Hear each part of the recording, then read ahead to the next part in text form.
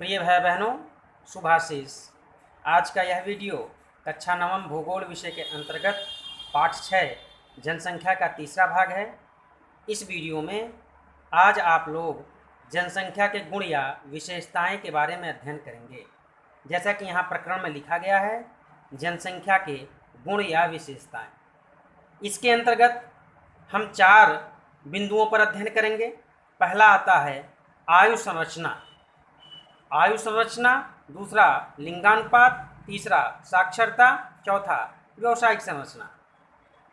आयु संरचना के अंतर्गत 3 बिंदु आते हैं। पहला, आयु संरचना में किसी भी देश की जनसंख्या की आयु में बालक, वयस्क और वृद्ध 3 प्रकार के लोग होते हैं। बालक जो होते हैं वो 0 से 18 वर्ष, कहीं कहीं 0 से 15 वर्ष बालक की आयु की गणना की जाती है, और वयस्क 18 से 59 वर्ष, और वृद्ध जैसा कि हम सभी जानते हैं 60 वर्ष से ऊपर की आयु वर्ग के लोग वृद्ध की श्रेणी में आते हैं। भाई बहनों, आयु संरचना किसे कहते हैं इसके बारे में आप सभी जान लें।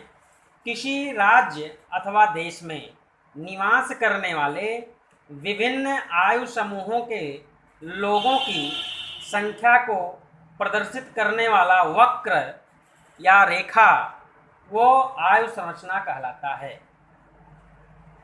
या किसी राज्य अथवा देश में निवास करने वाले विभिन्न आयु वर्ग के समूहों की संख्या को प्रदर्शित करना ही आयु संरचना कहलाता है। जैसा कि ये आपको आयु संरचना ये रेखा के माध्यम से प्रदर्शित किया गया है। इसमें बालक, वयस्क और वृद्ध, तो ये जो आपका है ये पूरा क्या है, आयु संरचना को प्रदर्शित करने वाला एक वक्र, एक रेखा चित्र है। तो आप इसको नोट भी कर सकते हैं कि किसी राज्य अथवा देश में निवास करने वाले विभिन्न आयु समूहों के लोगों की संख्या को प्रदर्शित करना आयु संरचना या एज कंपोजिशन कहलाता है। आयु संरचना व्यक्ति की इच्छा, भागीदारी या कार्य करने की क्षमता तथा उम्र से भी प्रभावित और निर्धारित होती है। जैसे मान लीजिए कि 15 वर्ष का बालक है और उसकी शरीर बढ़ गई है, हिष्ट पुष्ट है, वह दिखने में 20 वर्ष का लगता है, तो उसको हम 20 वर्ष के आयु के समकक्ष मानते हैं। या कोई वृद्ध है और वह अपने योग प्राणायाम अपने शरीर को व्यवस्थित करके और 75 वर्ष का हो गया है, लेकिन वह दिखने में अभी और उसकी एक्टिविटी, उसकी शारीरिक क्षमता वह 60 वर्ष से कम आयु वर्ग की लगती है, तो उसे हम सामान्यता और 60 वर्ष से कम श्रेणी में मानते हैं। यह सामाजिक एक प्रकार का सामाजिक स्वरूप बन जाता है, सामाजिक मानसिकता बन जाती है कि यह व्यक्ति इतना एक्टिव है, इतना सक्रिय है, इसकी शरीर इतनी अच्छी है, हिष्ट पुष्ट है, अभी यह 60 वर्ष का नहीं होगा। ऐसा एक मानक हम मान लेते हैं उसके शरीर को देख करके, शरीर की बनावट को देख करके, उसकी कार्य क्षमता को देख करके। तो इसमें एक चीज़ और ध्यान में आता है बात कि जो बालक होते हैं और जो वृद्ध होते हैं, ये बालक और वृद्ध, बालक प्लस वृद्ध, ये क्या होते हैं, ये आश्रित जनसंख्या होते हैं, आश्रित जनसंख्या। और जो वयस्क होते हैं वो कार्यशील होते हैं। अब उसमें वयस्कों में भी जो रोगी हैं, जो विकलांग हैं, अक्षम हैं, देख नहीं पाते, सुन नहीं पाते, चल नहीं पाते, ऐसे विकलांग, अक्षम ऐसे लोग भी ये आश्रित जनसंख्या की श्रेणी में आते हैं। ये कौन जनसंख्या की श्रेणी में आते हैं, आश्रित, ये आश्रित हो जाएंगे। अब इसके बाद आता है लिंगानुपात। हम आपको लिंगानुपात के बारे में बताते हैं। यहाँ पर लिंगानुपात क्या है, विभिन्न देशों में लिंगानुपात का आंकड़ा अनुमान लगाने के लिए और विभिन्न शब्दावली में उसे परिभाषित किया गया है। लेकिन भारत में जो लिंगानुपात अर्थात सेक्स रेशियो की परिभाषा दी गई है वह प्रति 1000 पुरुषों पर महिलाओं की संख्या को लिंगानुपात कहा जाता है। प्रति 1000 पुरुषों पर महिलाओं की संख्या को लिंगानुपात कहा जाता है। अब इसे हम दूसरे शब्दों में थोड़ा सा परिवर्तन करके व्यक्त कर सकते हैं। प्रति 1000 पुरुषों पर उपस्थित महिलाओं की संख्या को लिंगानुपात कहा जाता है। प्रति 1000 पुरुषों पर उपस्थित महिलाओं की संख्या को लिंगानुपात कहते हैं।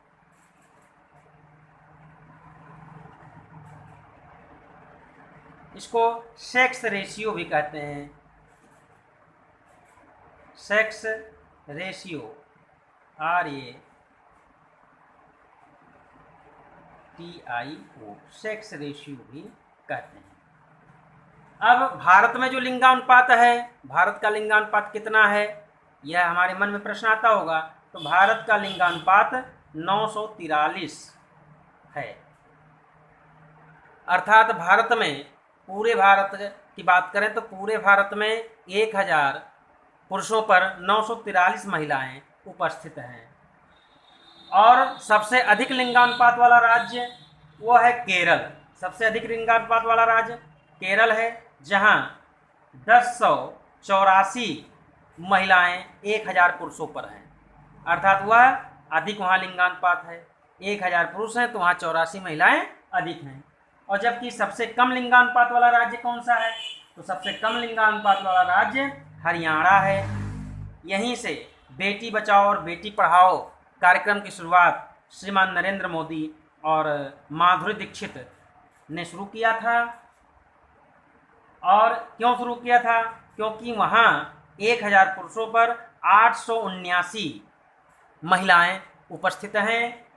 अर्थात वहाँ सबसे कम लिंगानुपात है। सबसे कम लिंगानुपात वाला राज्य वो हरियाणा आता है। इसी प्रकार से सबसे अधिक लिंगानुपात वाला केंद्र शासित प्रदेश वो है पुदुचेरी।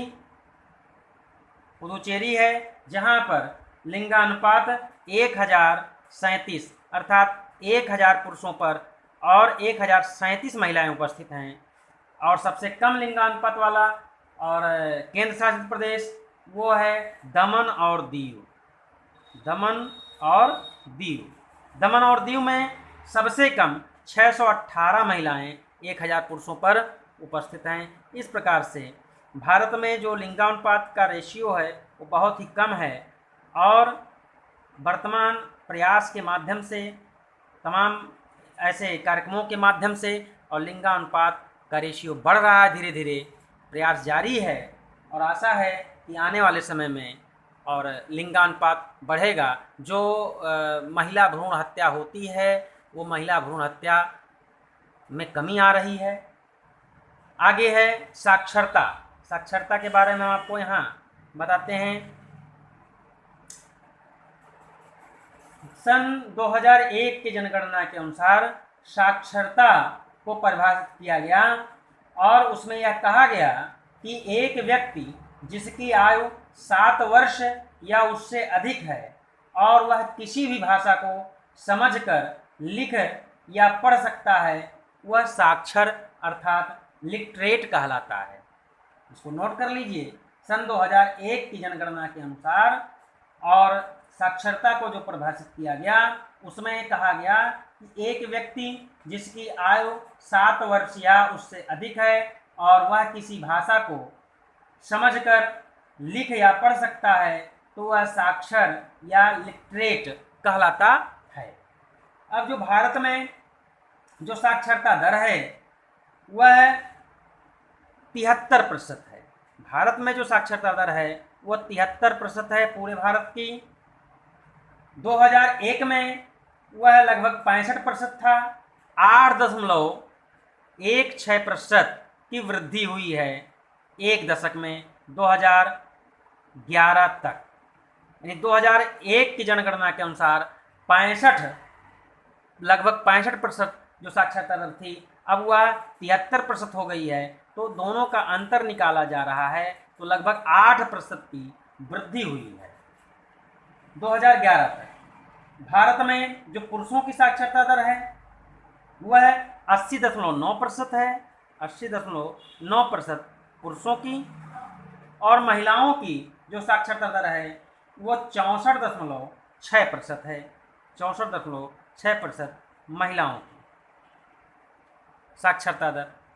तो इस प्रकार से साक्षरता दर में धीरे धीरे वृद्धि हो रही है। अधिकतम साक्षरता वाला राज्य आपका केरल है और न्यूनतम साक्षरता वाला राज्य बिहार है। अधिकतम केरल, न्यूनतम बिहार, और अधिकतम साक्षरता वाला केंद्र शासित प्रदेश आपका लक्षद्वीप है, और न्यूनतम जो साक्षरता वाला जो केंद्र शासित प्रदेश आपका है वह है दादर नगर हवेली। दादरा नगर हवेली ये न्यूनतम साक्षरता वाला केंद्र शासित प्रदेश है। तो इस प्रकार से साक्षरता भारत की जनसंख्या की एक विशेषता को प्रकट करता है। लिंगानुपात भारत के जनसंख्या की एक विशेषता को प्रकट करता है। आयु संरचना भारत की जनसंख्या की एक विशेषता को प्रकट करता है। भारत में जो वयस्क जनसंख्या है वह 60 से 65% है। तो ये भारत की जनसंख्या की एक विशेषता है कि यहाँ वयस्कों की संख्या अधिक है। आगे हम व्यावसायिक संरचना के बारे में इसी प्रकार से आपको बताने वाले हैं। व्यावसायिक संरचना जैसा कि यहाँ लिखा है आपका श्रमजीवी जनसंख्या, किशोर जनसंख्या। तो श्रमजीवी जनसंख्या किसे कहते हैं? जो यहाँ देखिए श्रमजीवी जनसंख्या, किशोर जनसंख्या। श्रमजीवी जनसंख्या वह जनसंख्या होती है जो प्रत्यक्ष किसी न किसी रूप में श्रम कार्य में लगी हुई है, उत्पादन कार्य में लगी हुई है, अर्थात वह उत्पादक जनसंख्या है। जनसंख्या क्या हुआ भाग? जो उत्पादन कार्य से प्रत्यक्ष जुड़ा होता है उसे हम श्रमजीवी जनसंख्या कहते हैं। उसमें जो उत्पादक कार्य होता है, अर्थात जो उत्पादन कार्य होता है उसमें प्राथमिक जो व्यवसाय होते हैं, प्राथमिक व्यवसाय जैसे कृषि, पशुपालन, खनन, मत्स्य पालन, ये प्राथमिक व्यवसाय हो गए। तो प्राथमिक व्यवसाय में जो भारत की जनसंख्या का प्रतिशत जो लगा हुआ है प्रत्यक्ष रूप से वह 64% है। और द्वितीयक व्यवसाय जैसे आते हैं जो प्राथमिक व्यवसाय पर आधारित हैं, जैसे उद्योग हैं, लोहा इस्पात उद्योग, चीनी उद्योग, कपड़ा उद्योग, ऐसे अनेक उद्योग हैं जो कहीं ना कहीं प्राथमिक व्यवसायों पर आधारित हैं। तो ऐसे उद्योगों में जो भारत की जनसंख्या लगी हुई है वह 16% लगी हुई है। और तृतीयक व्यवसाय जो होते हैं वो सेवा के होते हैं, जैसे बैंकिंग हुआ, शिक्षा हुआ, चिकित्सा हुआ, परिवहन हुआ, ये सब सेवा के क्षेत्र हैं। तो सेवा के क्षेत्रों में जो भारत की जनसंख्या लगी हुई है वो 20% जनसंख्या लगी हुई है।